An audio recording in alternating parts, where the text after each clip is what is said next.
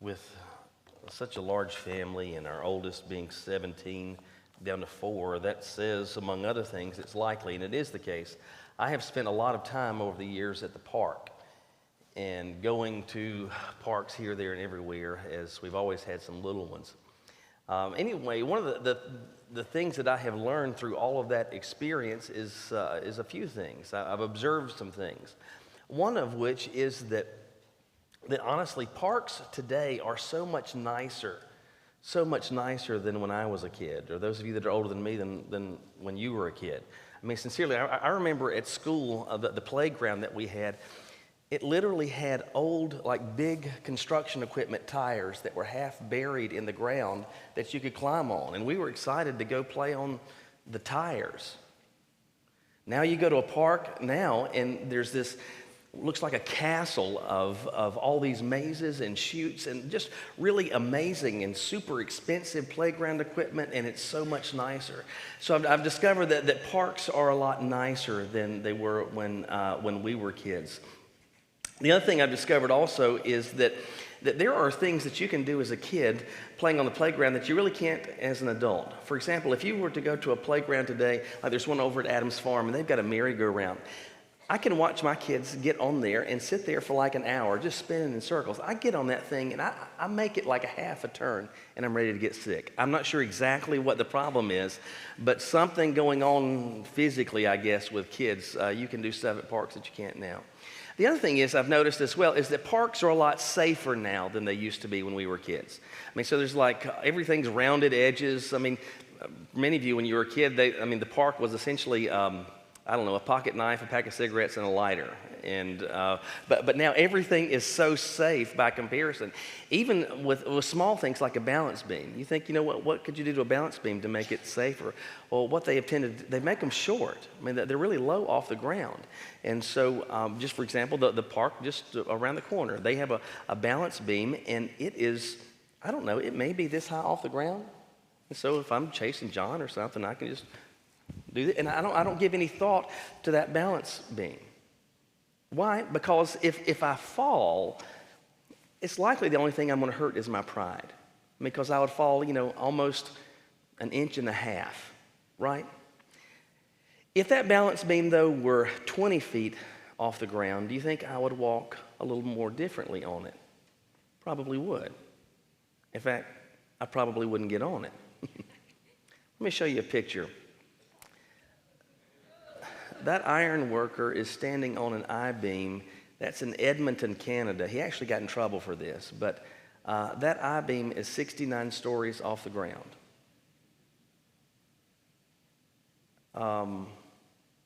If that were me in that photo, well, it just wouldn't be me in that photo. It just wouldn't be me in that photo. But could you imagine how carefully you would step on that I-beam if it's 69 stories off the ground?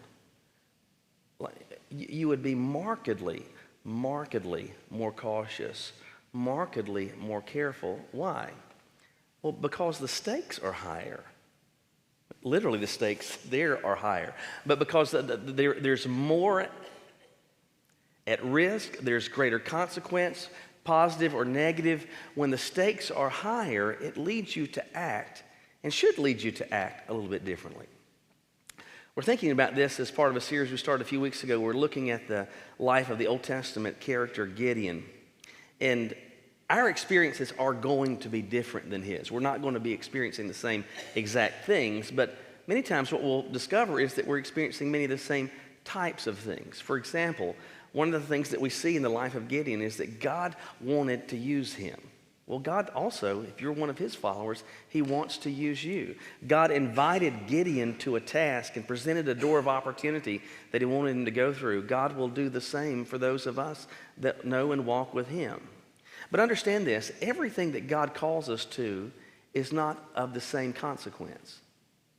I mean, for example, God prompting you or burdening you to have a conversation with someone over the lunch table at school or in the workroom, that's very different than feeling like God has put a burden on your heart to sell your house and move your family across the world to serve him as a missionary on a different continent. I mean, the stakes are a lot higher, aren't they? So here's the question we want to think about today. What should I do? What should you do when you think God may be prompting you to do something consequential?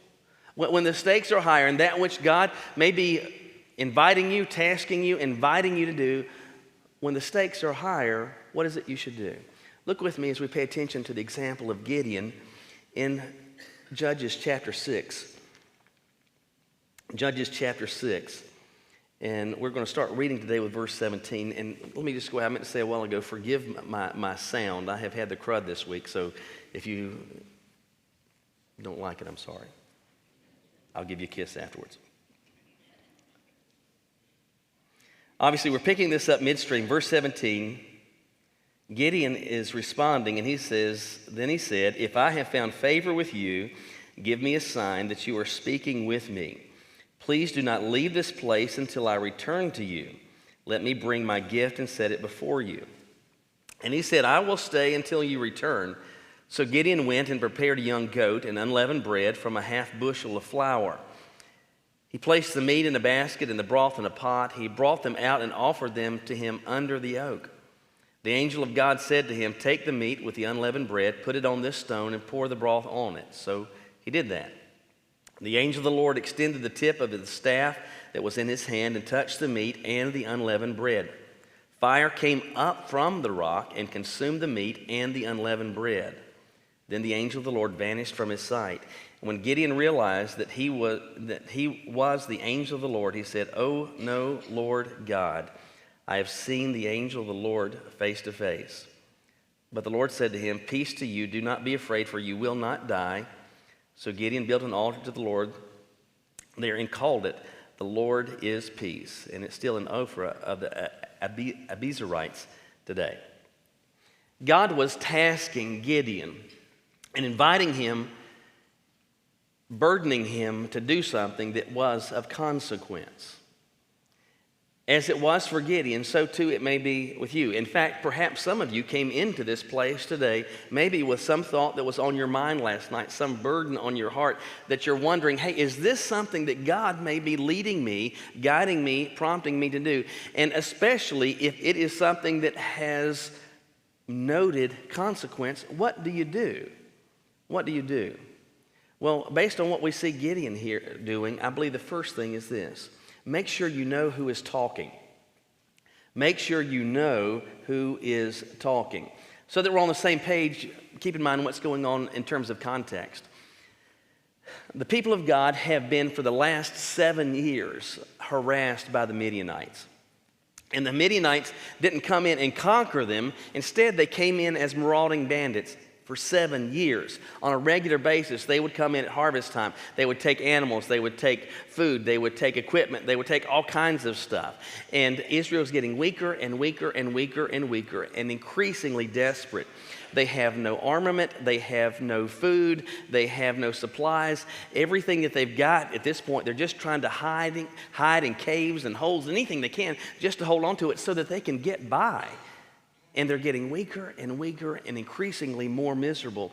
And they call out to God. We saw that a couple of weeks ago. They're asking, as the people of God should, when you're going through difficulty, call out to the one who might be able to do something. And so they call out to God. And God, in response to their cries for help, what does he do?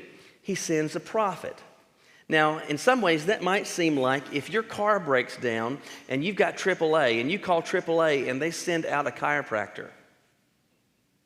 Like, well, I need a tow truck, I need a mechanic, I don't need a chiropractor. They are suffering, they are hungry, they are defenseless, they are weak, people are dying, they've got nothing, and God sends a prophet? What they wanted was an escape from their circumstances, and what God wanted to do was to bring meaning to their circumstances. And the meaning he brought was this: I have been waiting for you to pay attention to the stuff I've told you to do. But year in and year out, you have been consistently operating not as my people, but like people that don't know me. People that are headed in the opposite direction. And so God is communicating, listen, these adverse circumstances have come as a corrective means to get your attention. At this point, God has their attention. And the next step is to go invite a leader that he's going to use to bring deliverance to his people. And that leader that he's going to use is a guy named Gideon. We saw last week how this angel comes and appears to Gideon and tells him, hey, I am going to use you. I want to use you to overthrow the Midianites. And we saw the whole litany of excuses that he gave, and all of them were reasonable excuses. He says, listen, I'm from a pretty weak tribe. In fact, probably the weakest, Manasseh. I'm from a nobody tribe. Besides that, my family, I'm from a small family. We have no influence. My tribe has almost no influence. And besides that, I'm the youngest in my family. So I don't have skills with leadership in preparing people. I don't know what it's like to fight. I'm out here threshing wheat. I know something about that, but I don't know anything about fighting. And yet you're calling me mighty warrior and telling me to go lead this overthrow of the Midianites?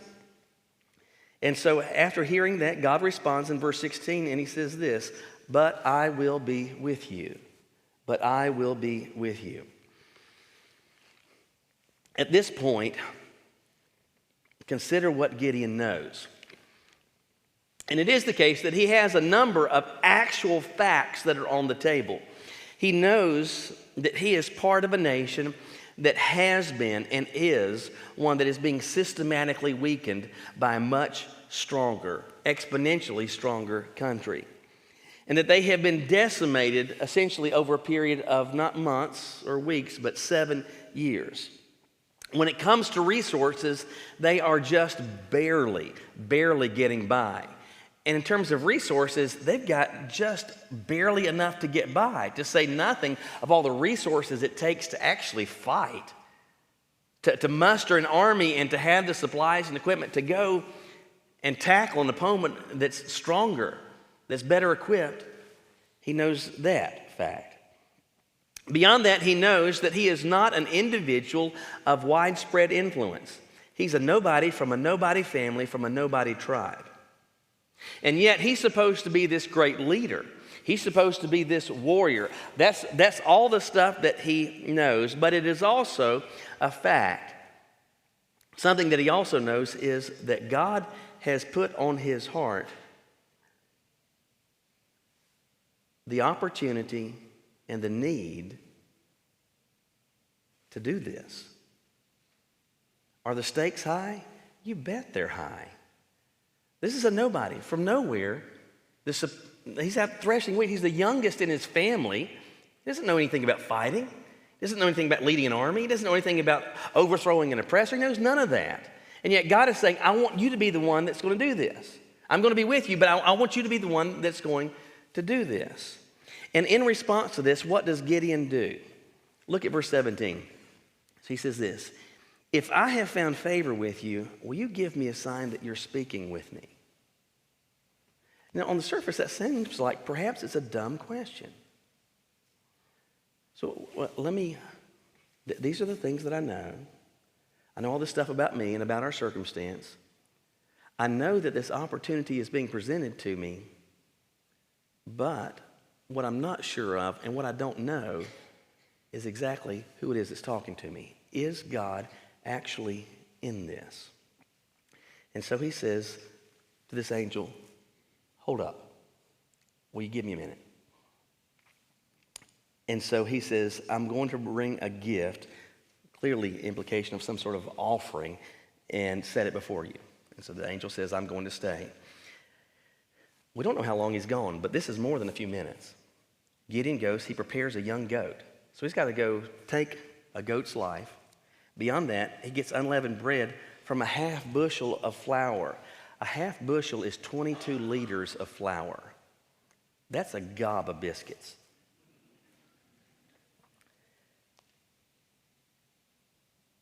He places the meat in a basket, the broth in a pot. He brings them out, and he offers them to this angel under the oak. The angel says, I want you to take this meat, the unleavened bread, I want you to put it on this stone. And as he does this, he pours the broth out on it, and the angel takes the tip of the staff that he's got, and he just simply touches this. Instead of fire coming down, fire comes up. And it consumes this offering. It consumes this gift. At this point, the angel disappears, and Gideon knows at this point, and we're going to flesh that out more in a moment, but he knows this is what God is in. Before he acts, before he moves, before he does something that is of meaningful consequence, what does he do? He settles this question: who's talking to me? Who is actually calling me? Lest it be repetitive to many of you, I know that I have shared part of my story before, but it warrants repeating, not because of its great significance, but just from my own personal experience. It's the clearest example that I can point to. I remember vividly the night that I felt God first putting a burden on my heart to serve him as a preacher. I was in high school. I had gone to bed, and I was laying there. I was wide awake. It wasn't like I had drifted off or anything. And I've never experienced anything quite like it before, but I just had this weighty impression. That's the only way I can describe it. I don't really have the words. There was no apparition. There was no vision. There was nothing but this weighty burden on my heart that I felt like, and it was out of the blue. It's not something I've been thinking about, that God was wanting me to serve him in vocational ministry, and specifically as a preacher. And the thought concerned me, not necessarily because I had something against preachers or anything like that, but I was deeply concerned because I had heard so much about self-called and mama called and Sunday school teacher called and anybody else called preachers. I didn't want to be in that group. I knew this was something of consequence. And so what did I do? I didn't tell anybody, not one thing. There was nobody in my life that I shared any of this that was going on, and probably for the better part of a year. So this wasn't a few days, wasn't a few weeks, even a few months. For the better part of a year, I prayed. And my prayer was pretty simple. And I said, Lord, I really want to make sure that you're in this, because if this is what I'm to do, I realize this is consequential for me in terms of where it is, the next step that I take after high school, what it is I do with the rest of my life in terms of family. It's going to affect everything. And anyone potentially that I might be sharing your word with, it's going to have consequence in their lives as well. So I want to make sure that you're in this. And so my request was simple. I said, Lord, would you lead someone to come into my life unprovoked to say something to me about going into ministry? And I prayed that regularly. I'm not saying every day, not every 30 minutes or anything, but on a regular basis for the better part of a year. On a Monday night, I had gone out on visitation. That was my normal routine. And this particular night, I was with a youth pastor, and he was taking me back home. And on the way home, he said, I've shared this before, he said, Michael, I have, under normal circumstances, I would never, ever say something to one of my students about this. He said, but for some weeks now, I have felt burdened by God to say something to you about going into ministry. And at that point, I shared with him what I had been praying for about a year. And I said, I think this is God confirming that he's in this. I say that to you not to say, I want you to do what I did and dream up something that God can do. And maybe that a bell rings on the fourth Thursday at 2 o'clock in front of the K&W beside a green car that has one missing hubcap. I'm not saying that. But I am saying this. Before you ever venture into doing something of consequence that has God's name on it, you'd better be certain, to the extent that you can, that he's the one that's called you. Very easily and very flippantly, too many times people say, God led me. God told me. And it is amazing to me all the stupid stuff that God has told people that is flat wrong, that clearly didn't come from him and has nothing to do with him and has everything to do with a person. Very easily and flippantly we will say God said or God did. I'm just telling you, don't use that language lightly. Do not use that flippantly. And especially if it is the case that you feel that God is leading you to do something of meaningful consequence, you'd better know who is talking. Before Gideon took the first move, before he made the first step. Listen, I'm not saying that God's going to cause you to lead a revolt and to raise up an army to do anything like that. He's almost certainly not. But it could be that there is something that God has put on your heart. Maybe even right now it's rattling around in your heart and mind, and you're like, Did I dream this up? Was this the Mexican food that I had? Was this lack of sleep? Was this because I watched something on TV? Was this because some billboard that I saw? What is this? Make sure you know who is talking. But once you have done that, and you know that God is talking, the next thing you need to do is this: be impacted by his choice. Be impacted by his choice. In verse 21, the angel has extended the tip of the staff. It has consumed this offering. Gideon knew what that meant. He knew this is not something that happens by consequence. You don't just put stuff on a rock and pff. God is in this. And at this point, the angel vanishes from his sight. And look in verse 22. When Gideon realized that this was the angel of the Lord, he says, "Oh no. Oh no." And I don't believe it was an oh no because of the task that God is calling me to. It was, oh no. God wants to use me. And he says, I have seen the angel of the Lord face to face. There is some debate among commentators as it relates to whether this is actually an angel or whether this is what is described as a theophany, which is a pre-incarnate manifestation of God himself. Regardless, all we know is Gideon is concerned because he knows what Exodus describes and how if you were to see the face of God, what's going to happen? You die. And so he is concerned. He says, oh no, I have seen the angel of the Lord face to face.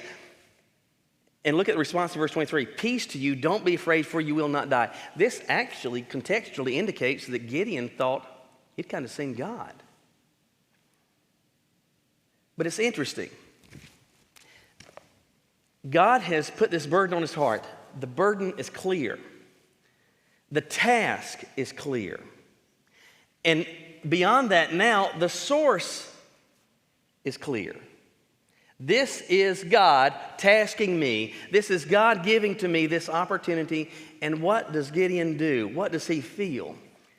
Does he feel confidence? Does he click his heels together and bow his chest out? Look at him, and just start turning green like the Hulk and just imagining all the things that he can do? No. He quakes. Why is that?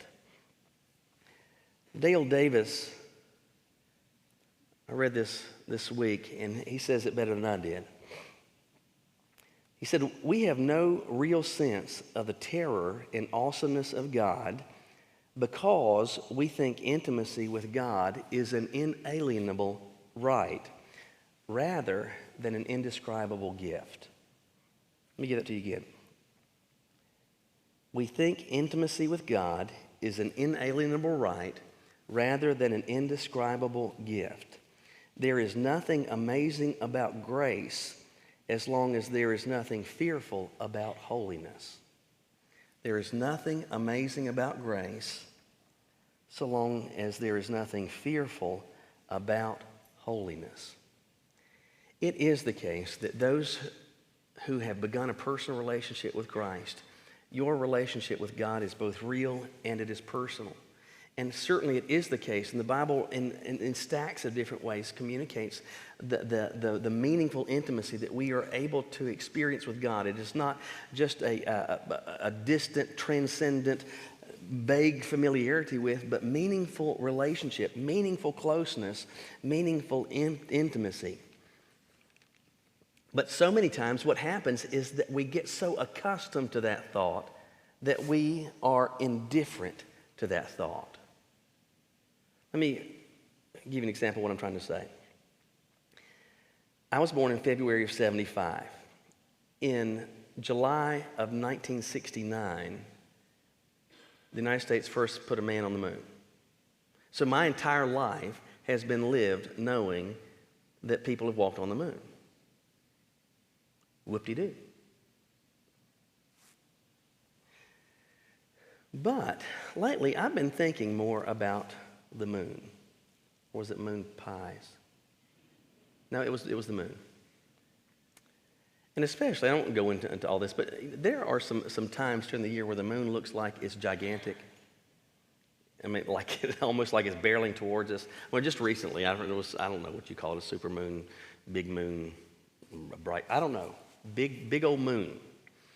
And repeatedly over the past few years, I have found myself looking at this. And for one thing, it's beautiful to see. I mean, it's really cool to see the moon. But then many times I'll find myself thinking this. We put people on that thing.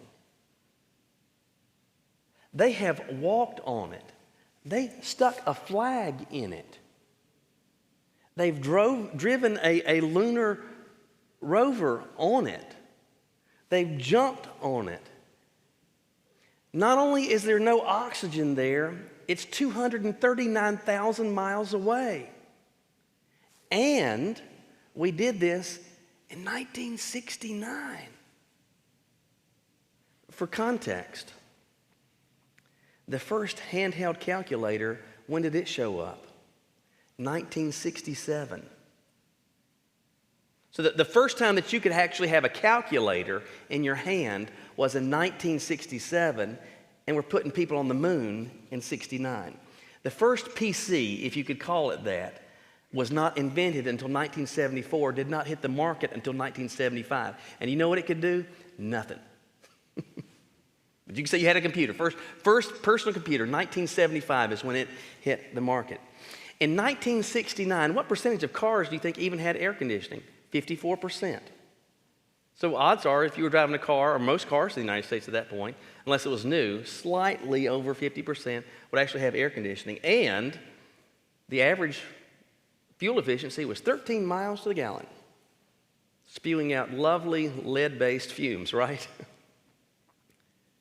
That was in 1969. It was not until 1985 that we found the wreck of the Titanic. And it's 2.5 miles deep in the ocean. It was 2.5 miles away from us, but in 1969, we put people on the moon, and it's 239,000 miles away from us. When I think about that, do you know what I do? I think, holy cow, that's amazing. My goodness. Now, very easily, I'm like, I can say, you know what, my entire life has been lived in an era where we have put man on the moon. But sometimes what we do, in fact, many times what we do is that we just flippantly dismiss that. And we do well to pay attention to the significance of it. Very easily, it is that we can say, well, God called me, God tasked me, God invited me. But we do well to stop and pay attention to the significance of that and be impacted by His choice. What do I mean by that? I mean this, that God has chosen to task me, dumb me, little old me, with anything. And He can do how much without me? Any and everything. But He has decided within His sovereignty that He wants me to do something as part of His plan. And He could do any of that without me, but He's decided somehow He wants to use me and is promising that which He tasks me with, He's going to be with me. Who? The one that made everything. The one that speaks things into existence out of nothing. The one who upholds everything by the power of His might. The one that has the keys to death, hell, and the grave. The one that is greater than life. The one that is greater than death. The one who is the author of life and love and liberty and all of these things. He has decided, He has chosen to use me. And the last thing that should do is spawn indifference. In fact, perhaps the best thing that it might lead me to do is something that we sing about sometimes with an old spiritual at Easter. Sometimes it causes me tremble.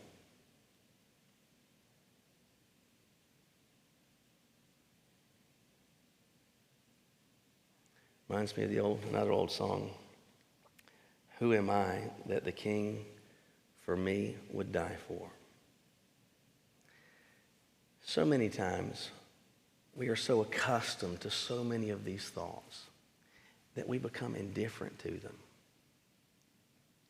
But we need to be impacted by the choice that God makes to use little old me, little old you, dumb me, dumb you, dumb us. And that ought to lead us to say, holy cow, oh my goodness, he wants to use me. And that will affect how you begin to serve him. God invites all who know him, who walk with him, to be used by him. Not everything that he calls is of the greatest significance. Some is of less significance. But he calls all of us to tasks, all of us to opportunities. When that comes, you better know who's talking. You ought to be impacted by his choice. So my question is, what's he inviting you? What task, what burden is he impressing on your heart? And how are you going to respond? You bow your heads with me.